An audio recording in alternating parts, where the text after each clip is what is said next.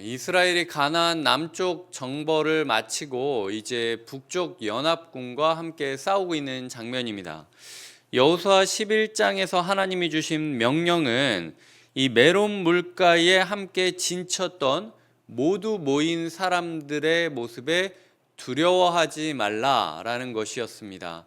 주일에 이야기 드렸던 대로 성경에서 두려워하지 말라, 놀라지 말라라는 장면이 등장할 때는 그게 어떤 상황이든지 하나님께서 승리해 주시겠다라는 승리의 공식이 시작되는 장면이기도 합니다.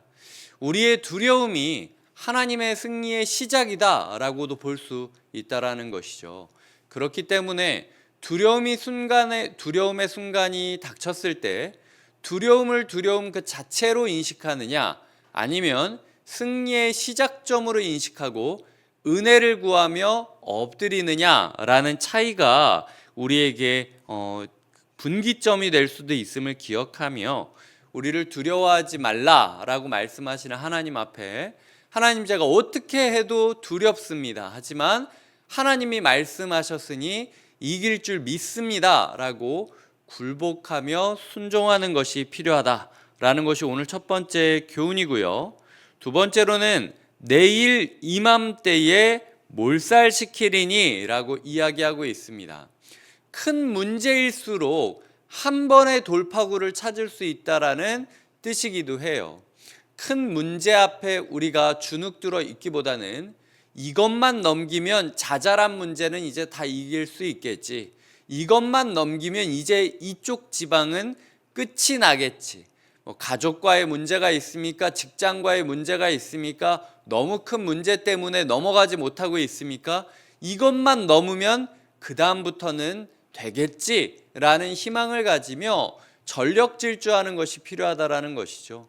하나님께서 우리에게 주신 명령은 24시간 안에 내일 이맘때에 도착해서 싸우고만 있으면 몰살시켜 주겠다는 겁니다. 다른 거 원하는 거 아닙니다. 갑자기 지금 미사일 만들라고 하는 것도 아니고 전차 수십 대 만들라고 하는 것도 아닙니다. 내일 이맘때에 달려가서 싸우고만 있으면 된다라는 것이죠. 우리의 인생 가운데 1분 1초를 낭비하지 말고 오직 하나님께서 말씀하신 그 지점에 도달하는 것만 생각하면서 잡힌 바 모든 것을, 우리의 모든 것을 내려놓고 전력 질주하는 것이 필요하다라는 것, 그것이 두 번째 교훈이고요. 마지막 세 번째로는 너는 그들의 말 뒷발에 힘줄을 끊고 그들의 병거를 불사르라 라고 이야기를 하고 있습니다. 24시간 달려간 사람들에게 가장 눈에 들어오는 물건이 무엇이겠습니까? 저는 말이라고 생각합니다.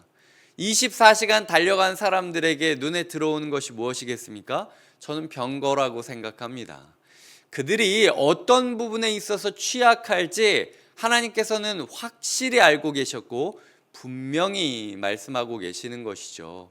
그리고 이스라엘 백성들은 결국 그 모든 부분을 순종하는 모습을 그리고 있습니다. 9절에 보면 여호수아가 여호와께서 자기에게 명령하신 대로 행하여 그들의 말 뒷발에 힘줄을 끊고 그들의 병거를 불로 살랐더라 라고 이야기하는 것이죠.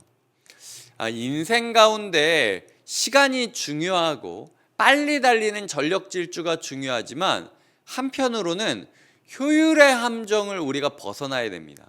하나님이 빨리 도착하라고 하신 것은 어쩌면은 우리가 그냥 빨리 도착하는 걸 바라시는 것도 있겠지만 우리의 힘을 빼기 위한 거일 수도 있어요. 우리가 힘이 빠져서 이제 이거는 진짜 하나님이 이기신 거구나 라고 바랬기 때문에 24시간이라는 데드라인을 주신 걸 수도 있습니다.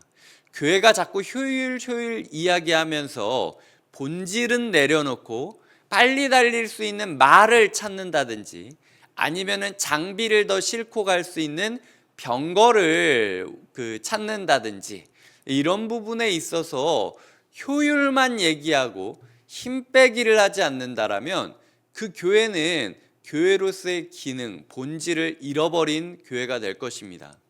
하나님께서 우리에게 주신 사명을 이루기 위하여 효율만큼 중요한 것은 없겠지만 때로는 효율보다 우리의 힘을 빼는 작업이 더 필요하다라는 것. 그렇기 때문에 교회 가운데 효율을 추구하는 것이 나쁜 것이 아니지만 효율을 추구하는 우리의 모습 가운데 하나님을 믿지 않고 편하게 하고 싶다라는 인간적인 마음이 들어가 있는 것은 아닌가 우리가 돌아보아야 한다라는 것이죠. 말씀을 맺겠습니다. 이렇게 여호수아가 1차적으로 하나님의 명령을 따라 이스라엘 백성과 더불어 점령하게 된 땅들이 나오고 있습니다. 23절에서는 그 땅에 전쟁이 그쳤더라 라고 이야기를 하죠. 사실 전쟁이 그친 건 아닙니다. 굵직한 전쟁이 끝난 것이지 이제 국지전은 남아있는 상황이라는 것이죠. 하지만 승리는, 기세는 넘어왔습니다. 이런 부분에 있어서 하나님께서 우리에게 이스라엘이 여호수아와 함께 정복 전쟁을 해서 이룬 것처럼 이미 이 땅의 전쟁이 끝났음을 기억해야 한다는 것을 잊지 말기를 원하고 계시다라는 거죠. 예수 그리스도로 말미암아 우리 삶에 전쟁의 기세가 넘어왔고 승리가 이미 우리에게 왔음을 믿어야 합니다. 이 전쟁의 승리는 어떻게 넘어왔습니까? 두려워하지 않고 오히려 그 두려움이 승리의 시작점임을 믿는 것으로부터 시작된 승리였고, 두 번째로는 전력질주, 하나님이 원하신 때에 원하신 장소에 다다르겠다라는 그 사명의식으로 말미암아 전력질주한 결과였고, 그리고 온몸에 땀이 범벅이 된 상태임에도 불구하고 효율을 추구하면서 편하게 가려고 하는 것이 아니라 때로는 달림으로 말미암아 내 몸의 힘이 완전히 빠지는 것이 하나님의 뜻임을 인정하면서 말의 힘줄을 끊고 병거를 불사르고 하나님만을 의지하겠다라고 고백하는 것, 그것으로 말미암아 이루어진 승리라는 것이죠. 이제 내일도 예배를 앞두고 있습니다. 우리의 삶 가운데 예배라는 전쟁터를 맞이하며 우리의 삶에 두려움이 없고 그리고 전력질주하며 마지막으로 어떤 상황이라도 효율적인 예배를 꿈꾸는 것이 아니라 내 몸의 힘을 다 빼고 온전히 은혜만 높이는 예배가 되기를 사모하시는 하루가 되시기를 주님의 이름으로 축복드립니다. 기도하시겠습니다.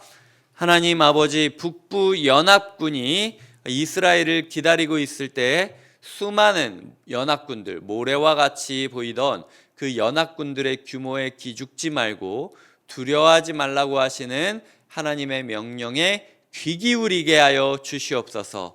그 두려움이 우리의 승리의 시작점일 수도 있음을 믿으며 하나님 아버지께서 주시는 사명을 따라 전력질주하게 하여 주시고, 어떤 상황이 벌어지든지 효율만을 추구하는 것이 아니라 본질을 붙잡고 때로는 온몸에 땀이 범벅이 될 정도로 수고하는 예배자가 되게 하여 주시옵소서.